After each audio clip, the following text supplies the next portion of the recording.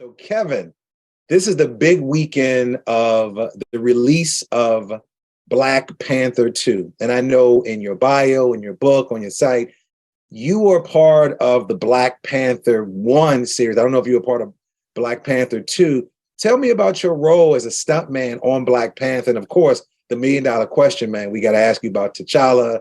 You know, did you get a chance to hang out with him, his family? But talk about the role on Black Panther. That one, I was pretty much on the stunt rigging team. So I was dedicated to behind the camera, jumping off a lot of ladders, pulling a lot of ropes, hanging a lot of pulleys, helping the fight guys do their stuff. There's a lot of battles, and people are getting blasted by rhinos or thrown by big guys and superpowers, getting thrown off the waterfall and all that. So we had all the wire work and made everyone fly around and made them safe and make it look cool. So I was on that side of that for the whole movie. And where did you film? Where were you filming when you were doing your part? Atlanta. So you guys were Atlanta. Yeah, we were just north of the city, and it was tough. I lived south of the city, so every morning I had to be there like 5 a.m. Drive all the way through Atlanta, about an hour and a half commute each way. It was a tough commute for me, that one. So were you using Tyler Perry Studios? Because I just got a chance to see the film this weekend, and Tyler Perry Studio was involved in Panther 2. No, not in Panther 1. He was selling his older studios. He had bought maybe a couple years, 3 years now. He bought a whole new, I think one of the first movies I did there is Bad Boys, the last Bad Boys movie with Martin Lawrence and Will Smith. But back when we did Black Panther 1, maybe they did one or two scenes that I wasn't involved in, but we didn't do much, if anything, at Tyler Perry back in So how was it being a part of this huge franchise? My son and I got a chance to see it this weekend. And were you a part of the Panther 2 series? Did you work on that at all? No, I didn't. That was one of the jobs where, hey, if you want to come work, you got to give us 9 more months. Can't do it. But I was a lot of my buddies, a lot of people who did the first one, also did the second one, a lot of the same stunt guys, a lot of the same fight guys, stunt doubles, a lot of the same core group did that one. So how was it being a part of that franchise? I mean, could you fathom that this would be such a huge franchise? I mean, not just talking about the Marvel franchise, but the Black Panther franchise. And then, of course, then Chadwick Boseman then dying. Talk to me about being a part of that family, per se. Well, it was luckily Marvel was on its way. They were hot already. They couldn't miss. They were batting 1,000. And then when Black Panther came out, even when we were filming, they were like, "Oh, it's going to be another one of their hits." So obviously, it had a little more history to it and a little more depth to it, and acting was phenomenal. It was more of a deeper movie than like Ant-Man or Thor or some kind of funny hokey movies. Like Black Panther, from the get-go, they were really establishing, the Black superhero and that whole culture, tying it into Marvel. And we knew it was gonna blow up because it was so well done. And Ryan Coogler was the director, such an awesome guy, professional, knows how to do everything. He's just a perfect fit for all of that. So we knew it was going to be special when we were doing the first one. And not surprising, the second one, I haven't seen it yet. I heard it's phenomenal. Not surprising, the second one just piggyback on the success of the first one. But so as a part of the team, not being a stuntman, which you typically are, explain to me your role. Like, what are some specific things that you were responsible for and your team were responsible for as it relates to the film? So say the fight choreographer, JoJo, awesome fight choreographer, doing all these. A lot of times we had to hire like 40, 50, 80 stunt guys. Here's a spear. I don't know how to do that. All right, well, you come to train, learn how to fight with a spear, And so the fight choreographer put all these cool fights together. He would come to our team, the stunt rigging team. Okay, in this fight, this guy's going to throw this guy over here and hit these other 4 guys. Can you build that for me? And we're like, yeah, let me see the fight. And we work with them, and we hang some pulleys, and the stunt guys have a vest on. We put a rope on the back of their, and either you hit a button like compressed air, and that guy goes, or that line goes to a rope, and I'm on the ladder watching the scene. And when the time is right, when the punch hits, I jump off the ladder and yank them the right direction, the right angle. So we work really close with the fight choreographer and all the big fight stuff. And the big guys would come in and they can just grab people, like hold them up, and then we had a rope on that guy, pulling that guy up. So we're really hand to hand with all the fight and all the stunts to actually throw the people the direction they wanted them to be thrown. So we and the talent of these guys are unbelievable. The guy who doubles Panther, there's a couple of them now, but these guys are just freak athletes, parkour, martial arts. I mean, they're like, hey, I need a wire to do this. And he goes, I don't need a wire. I can do that. I'm like, you can't do that without. Oh, he just did it. Yeah, okay, he's good. I mean, these guys are unbelievable. They're nice. They're humble. They're hardworking. It's really awesome to see.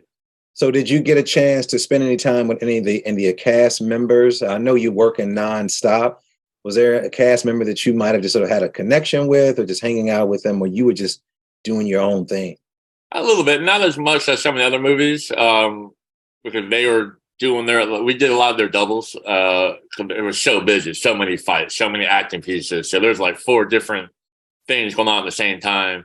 But Michael B. Jordan was the one that I thought was phenomenal. He was such a hard worker. He was so nice.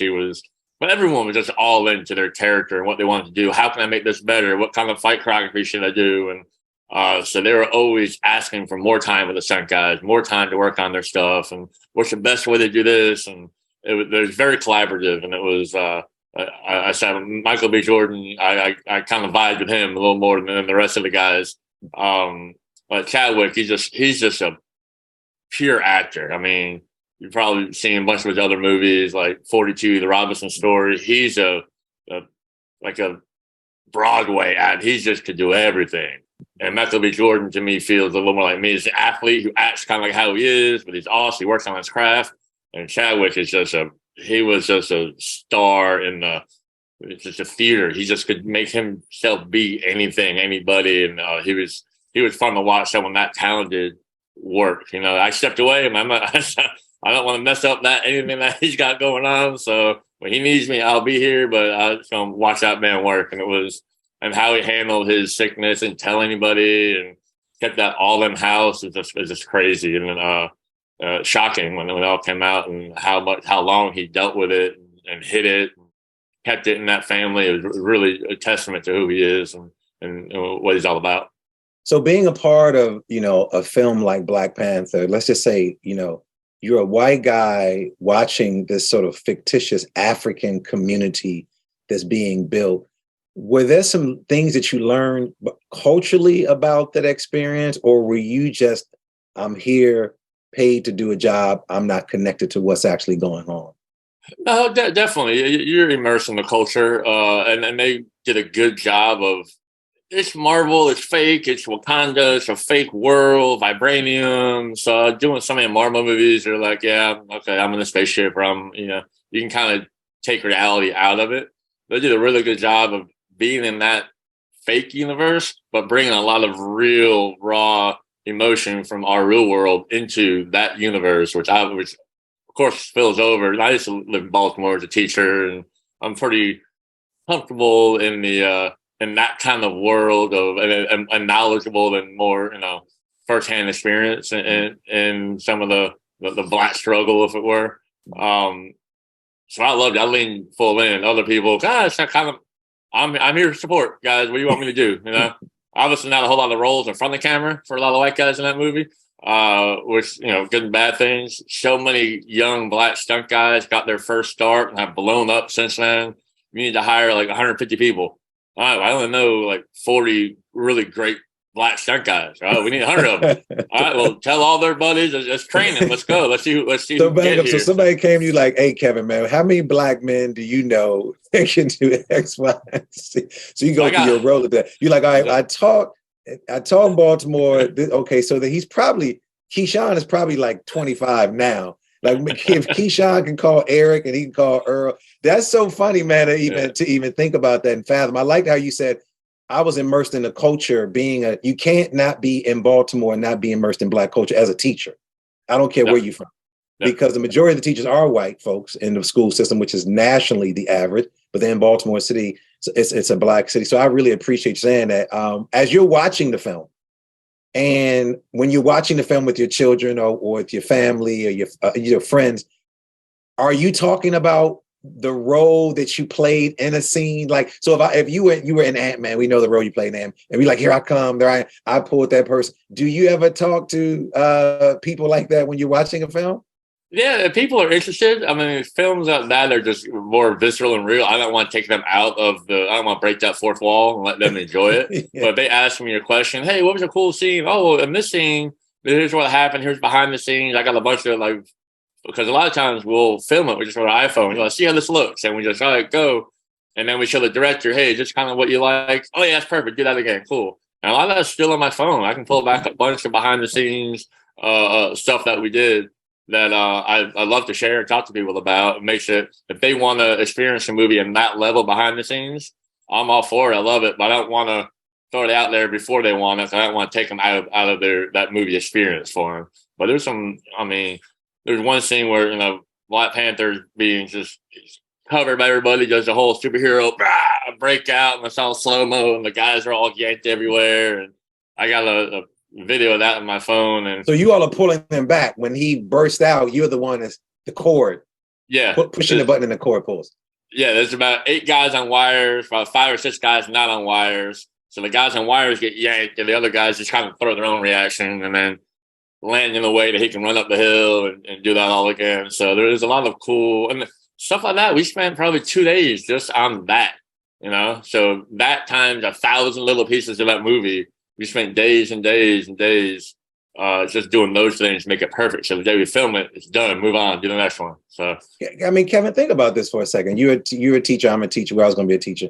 Man, could you imagine if we had budgets like that in the classroom to think about? I mean, you're trying to solve a problem with a kid who has an issue, a parent, and you have the best minds around you, and then you help solve or resolve that issue. I mean, you just said that scene took all of 30 seconds, maybe 50 seconds, maybe a minute, and it took you all several days. But it's so unfortunate that in the original world that you and I have come from, we don't really get those supports. And I also love how you talked about you didn't want to break that fourth wall. You wanted people to sort of feel the experience and not giving it away. One of the things that my kids started to do, and their mom was an actress and comedian, and me just loving film and writing film, and writing, but just loving being a lover of film. My kids have been trained to stay, especially in Marvel. You don't leave. Like, you wait until the curtain closes or they tell you to get out of there to then leave. But it's so interesting. We were watching the Black Panther 2, and I lived in Puerto Rico, and I'm watching this, and I said to my son, they didn't shoot this in Africa. I guarantee they did not. And I know they didn't go to Haiti, and I'm not giving the movie away because I worked and lived in Haiti. And the credit goes up. It was Georgia, it was Puerto Rico, and I can't think of the other place. They didn't even go to Mexico, I don't think, which was very interesting.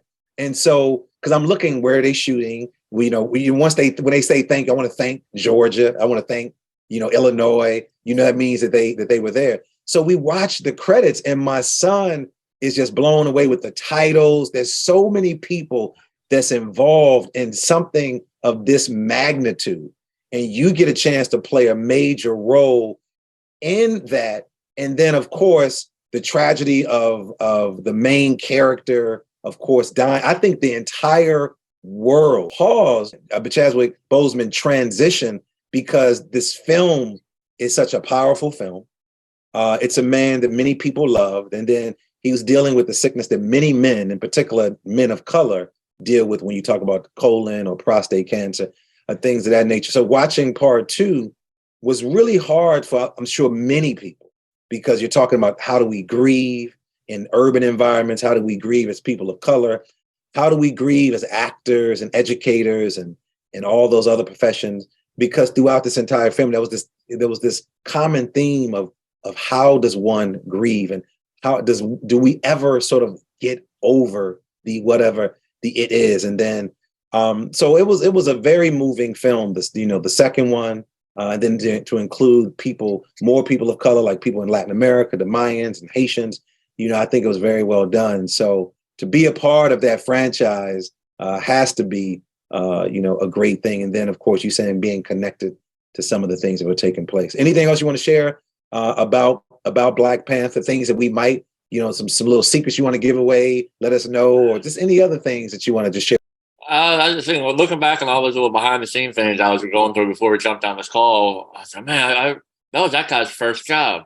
And I'm friends with him on social media. I helped train him. I was like a big brother to him, like once the educator, always the educator. Hey, young stunt guys, this is your chance. This is your first movie. It's a big one.